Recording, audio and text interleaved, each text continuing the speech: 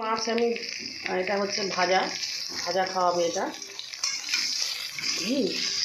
একটুখানি করে গুঁড়ো লঙ্কা দিয়ে দিয়েছি ওপরে। আপনারা এরকম দিয়ে ট্রাই করবেন, ঝাল ঝাল লাগবে খেতে, খুব ভালো লাগবে খেতে। আর বন্ধুরা এখানে আমি এটা সর্ষে বাটনা করবো, এটা ভেজে রেখে দিয়েছি।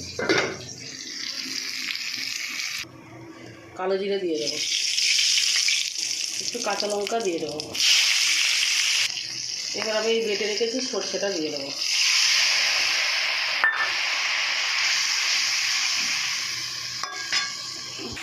একটু হলুদ গুঁড়ো দিয়ে দেবো বন্ধুরা। নুন তো আছে বন্ধুরা, সর্ষেটা যখন বেটেছি তখন নুনটা দিয়ে দিয়েছি, আর নুন দেবো না আমি। তো বন্ধুরা আমি এবারে মাছটা দিয়ে দেবো।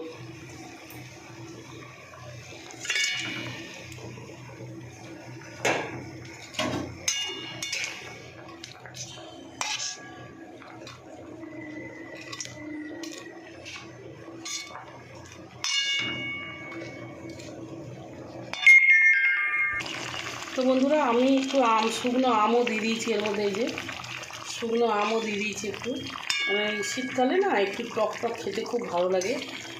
এক টুকরো আম আমি এর মধ্যে দিয়ে দিয়েছি।